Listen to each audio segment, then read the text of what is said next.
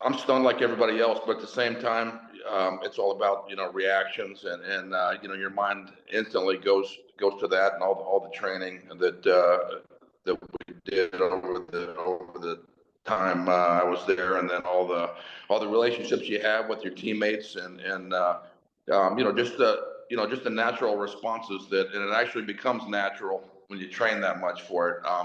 And again, like you said, my heart goes out to the family of the fellow that lost his life, and everybody else that's going to have some traumatic memories and thoughts about this day, probably for the rest of their lives. David, clearly you've been a part of these protection details for multiple presidents. I think the question that most normal people like myself are asking right now is, how was a shooter allowed to get within a relative short distance, something like 150 yards on an elevated platform with a clear shot at the former president? As somebody who knows how the planning goes and the perimeter and what you need to do to keep someone safe, what is your thoughts on that as we're obviously only a few days away from this thing having happened? Yeah, I'll tell you, it's very frustrating, and just to try to keep it in words that are acceptable for TV, but it just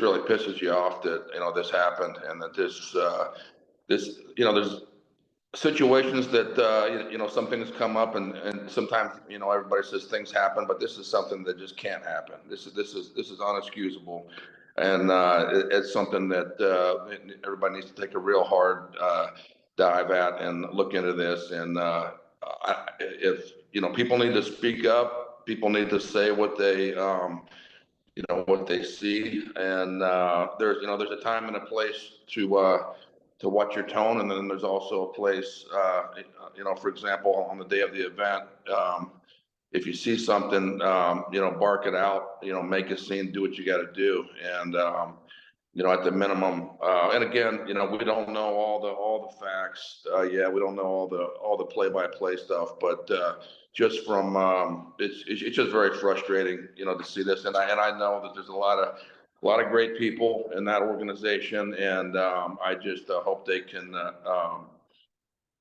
figure this out and make sure this nothing like this ever happens again. David, I'm sure you still know people and talk to people.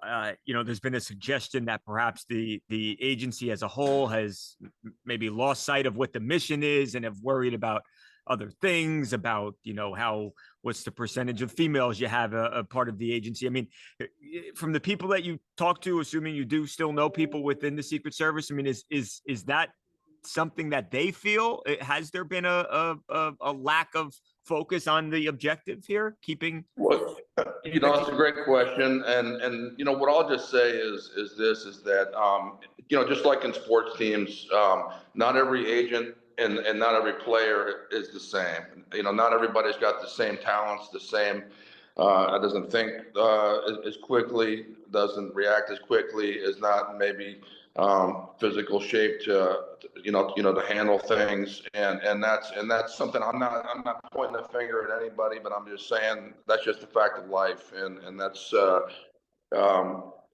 everybody's not created equal, and some people work harder on their skills, and like just like in sports, but it's a little different. There's a little bit more on the line when it's something like this, and so I think it's really something that needs to be looked at, and something that we need to again as we're looking into the events of the horrible attack, we also need to look at just get down and kind of look in the mirror and say, are we putting the best out there that we absolutely can? And that's what it comes down to, I think, and I think everybody would agree with putting the best people out there, having tryouts for everything, having to make these teams, and that's why it was a treat for me to be a part of the counter assault team. You always had to perform, and you were tested. You had to show physically, mentally, emotionally, and that's something I think should be across the board. David, and I wasn't around for Kennedy, and I just missed the Reagan attempt. it seems like when we've had either tragically, a successful attempt on the president, or even just an attempt that fails, that things have changed, and it's been a moment where there's been renewed effort. Do you think that's going to happen here? Is this going to fundamentally change the United States Secret Service and how they protect the protectees going forward? There'll be some changes. I'm not sure how many, how deep, but like you said, there's always, unfortunately, that's one thing that's, that does happen after one of these attacks is that, we obviously make some changes, and there's some changes that need to be made. And of course, after the investigation on this incident, I'm sure we're going to have a lot of things to look at. And I keep saying we because I feel like, once you're part of something, it feels like you're always, you've always got a foot in the door there. And I really hope that they get some real honest answers and really take a look at this, because there's always areas to improve. And that's one thing that I also think when, over time, when something doesn't happen and there's not an attack for a long period of time, I don't want to say complacency, but but just the hunger to improve sometimes needs to be there. And I think this will definitely cause a reaction across the board. What's the sentiment, David, amongst your fellow agents? What's everyone saying these last couple of days?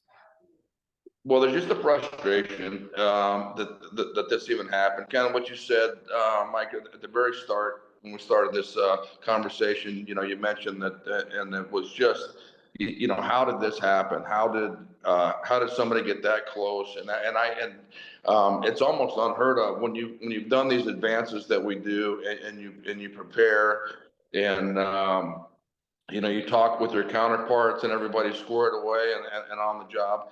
It's just almost unthinkable that something like this would happen, but it did. And there was a miss, and we can't have a miss, and that's just we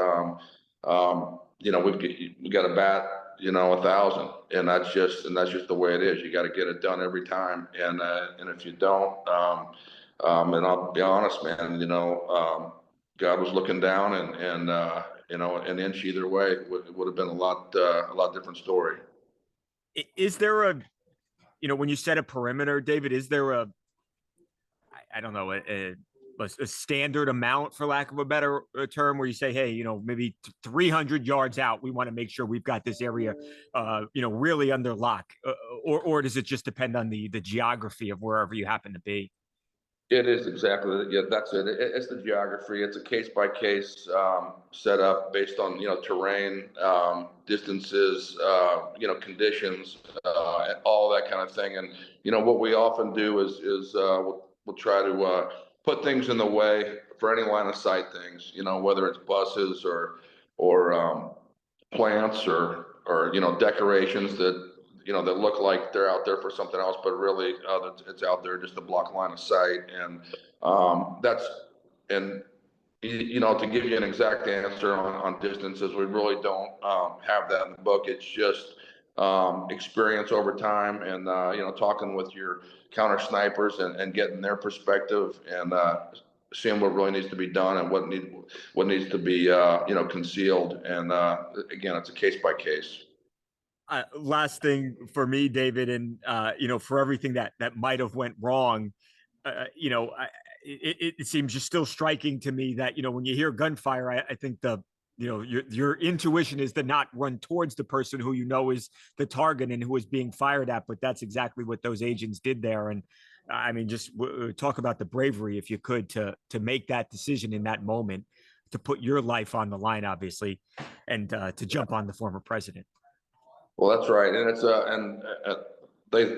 the guys and girls did respond, and they responded well. They responded quickly. They worked as a team, and again, it's maximum to the protectee, minimum to the problem. And so what that means is there's one shooter, but if we all start going at the one shooter and there's three other shooters, we're naked, by where we need to be, with our protectee. And so we always factor in that first, and that's get the protectee hardened up somewhere. And if there's not like another place, we just use our own bodies and cover them over. And that's kind of what happened there. They were using some of the, I don't want to say too much, but there were some things up there on the stage that were kind of helpful. And then there's some, and then the rest of them, they just used their bodies and used that for protection. And so, and then when the time was right, and they felt like everything was under control, then they moved to the cars. And so they were, they had some, some cover up there on the stage, and that was actually the best place for them to be, down behind the things that they were behind, and it was,